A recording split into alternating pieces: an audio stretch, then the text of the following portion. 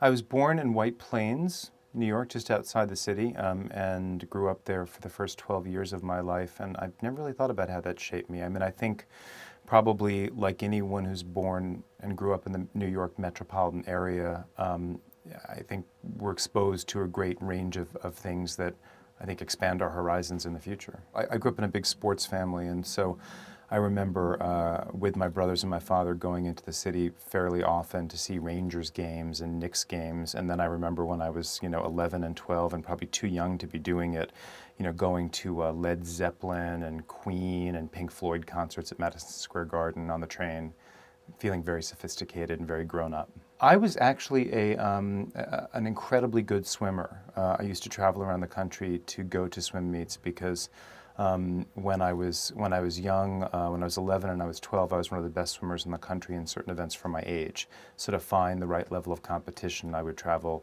to the Midwest. I would travel down to Washington D.C. frequently to go to meets. I got into journalism really through reviewing, but not through reviewing food. When I was in high school and then when I began college, I was just a big movie buff and to a lesser extent a music buff, and I wanted to write movie and music reviews, mostly movie reviews, first for my prep school newspaper and then for the university newspaper where I went to school. And so it was through writing, criticism or whatever passed for criticism in my 19-year-old head, that I kind of realized, oh, you could do other things with this whole putting words into newsprint business and actually maybe make a living at it. I've done a lot of different beats or whatever you want to call them journalistically. I was a news reporter for many years, although I always tended to write more news feature stuff. Right before I came to the Times, my last job at the Detroit Free Press, which is the big morning daily in Michigan, was as the paper's movie critic. So I'd kind of come back to how I'd begun on the journalism road or whatever.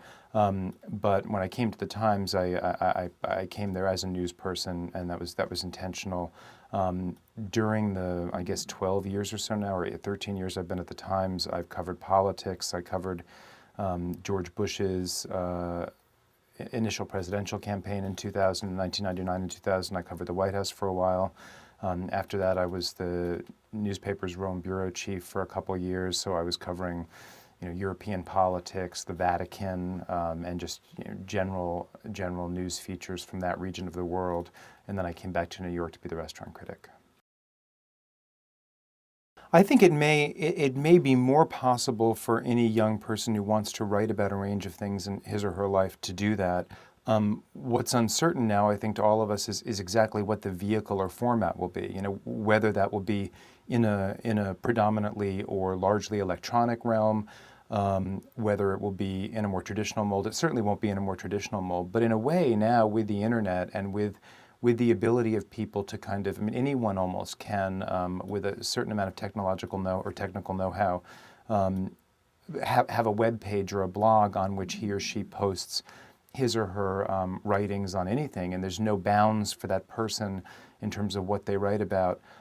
What remains to be seen is how, and this is something the Times is struggling with right now, as well as how, as everything moves to this kind of electronic kind of public forum and all that, how people will be remunerated in a way that they can support themselves or fund their very own research activities, reporting activities that lead to certain, or that are necessary for certain kinds of journalism.